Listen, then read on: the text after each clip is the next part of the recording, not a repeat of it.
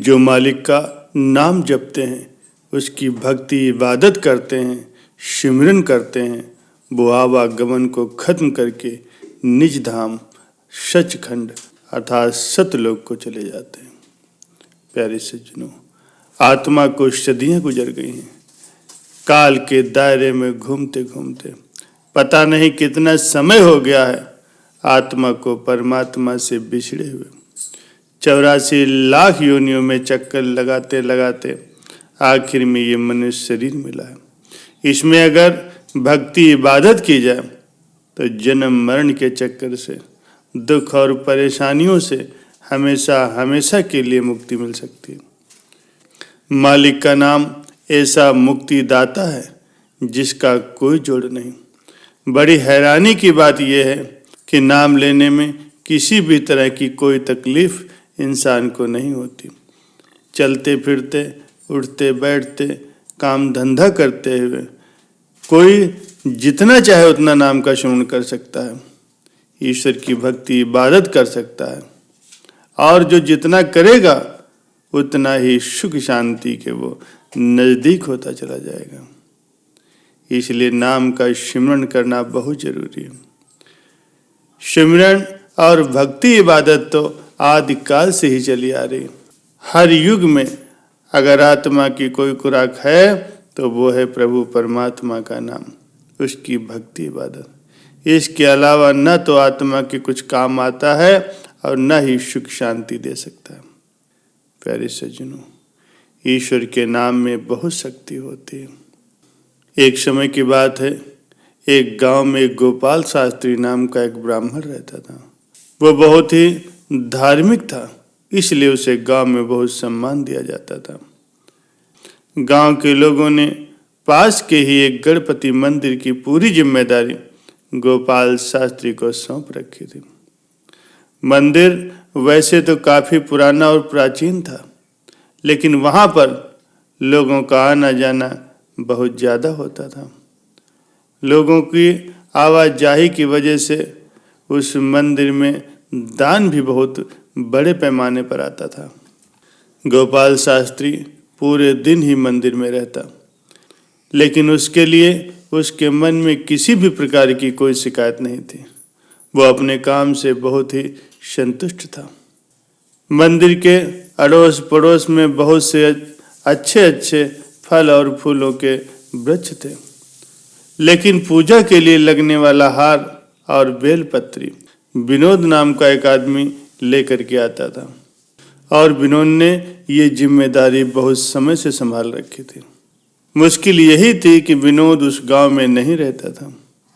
कितनी भी जल्दी की जाए, कितना भी भाग दौड़ की जाए, लेकिन उसको जब आने में देर होनी थी तो हो ही जाती थी, और गोपाल शास्त्री उसकी राह देखने के लिए खड़े ही रहते थे। एक बार बोलते बोलते विनोद ने खुद ही पूजा के सामान में लाने में देरी होने का कारण बताया, तो गोपाल शास्त्री बोले, पूजा पाठ समय से होना चाहिए। विनोद खुद ही अपने आप बड़बड़ाते हुए बोला, गोपाल शास्त्री आप ठीक कह रहे हैं, मुझे भी ये समझ में आता है, लेकिन मैं क्या करूं, कितने भी समय पर आने की कोशिश करूं, लेकिन देर हो ही जाती है, इसमें मेरी कोई गलती नहीं। इस बात को लेकर के गोपाल शास्त्री को गुस्सा आ गया। फिर किसकी गलती है विनोद, तुम बताओ। गोपाल ने कहा, शास्त्री जी, वैसे मैं समय पर ही घर से निकलता हूं, लेकिन गांव में आने में देर हो जाती है। आपको पता ही है कि मैं नदी के उस पार के गांव में रहता हूं। वहां से इस गांव में आने के लिए मुझे नदी पार करनी पड़ती है, और सब कुछ गड़बड़ वहीं होती है। कहने का मतलब ये है कि जब मैं नदी के किनारे आता हूं तो नाव वाला या तो आया ही नहीं होता है, या मेरे आने से पहले ही वो दूसरे लोगों को लेकर के वहां से निकल चुका होता है, और अगर ऐसा होता है तो फिर मुझे नाव की राह देखने के सिवाय और कोई उपाय नहीं सोचता, इसलिए मुझे देर हो जाती। गोपाल शास्त्री गांव में नए नहीं थे, उन्हें सब कुछ पता था।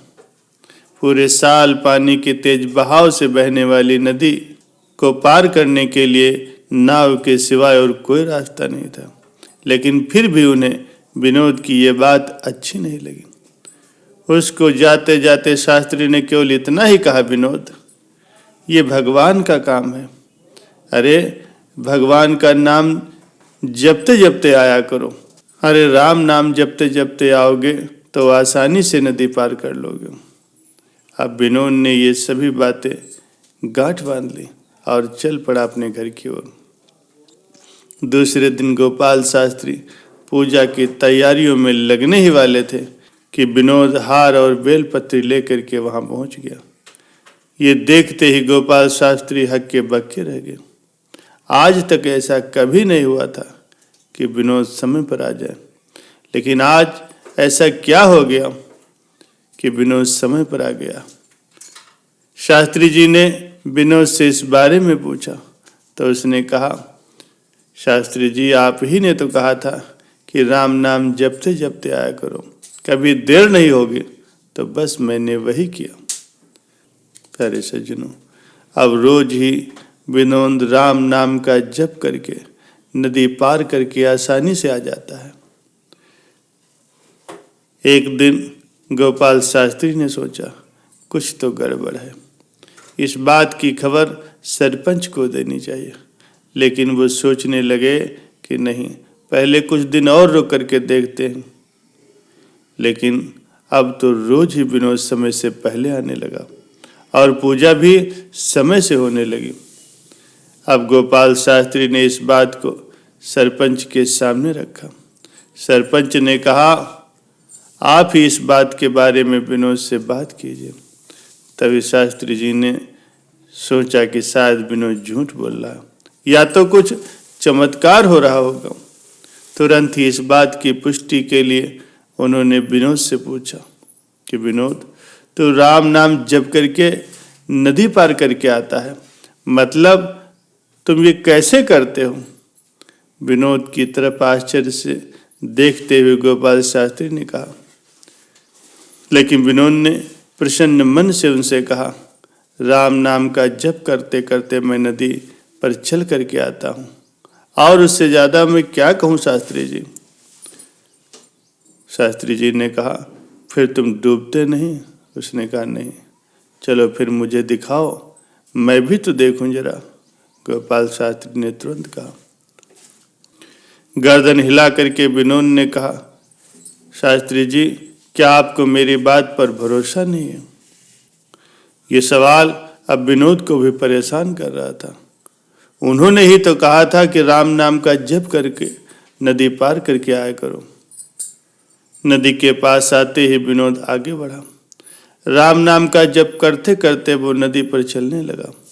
जैसे जमीन पर चलते हैं वैसे ही वो पानी पर चलने लगा और नदी के उस पार निकल गया और फिर वापस आया और शास्त्री जी से बोला, आपको क्या लगा था शास्त्री जी कि मैं झूठ बोल रहा हूँ?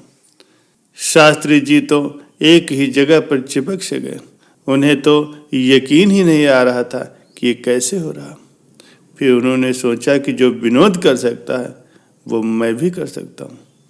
तो उन्होंने भी राम नाम का जप करते हुए नदी पर चलने की कोशिश की और जैसे ही पहला कदम पानी में बढ़ाया तो एकदम से पानी में डूबने लगे।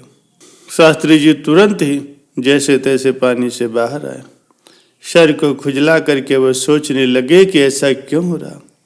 सोचते सोचते उन्हें इस सवाल का जवाब भी मिल गया कि सिर्फ धार्मिक होने से कुछ नहीं होता, धार्मिकता के साथ साथ मन में सच्ची श्रद्धा भी होनी चाहिए। विनोद सच्चे मन से राम नाम का जप करता होगा, इसीलिए वो पानी में डूबता नहीं। और मैंने सोचा कि मैं पानी में डूब गया तो मेरा क्या होगा। इस तरह की मेरी सोच थी, मेरे मन में श्रद्धा ही नहीं थी, इसीलिए मैं पानी में डूब गया। इस तरह शास्त्री जी ने विनोद से माफी मांगी और कहा कि सच में विनोद, तुमने सच में भगवान की सच्चे मन से श्रद्धा की है, तभी तुम पानी में नहीं डूबे और मैं पानी में डूब रहा था। प्यारे सज्जनों, अगर मन में सच्ची श्रद्धा है तो नदी क्या, 7 समंदर भी पार कर सकते हैं। श्रद्धा से क्या नहीं हो सकता, सब कुछ हो सकता है। अगर सच्चे मन से, श्रद्धा और भाव से भगवान की भक्ति की जाए तो भगवान भी अवश्य मिल जाएंगे।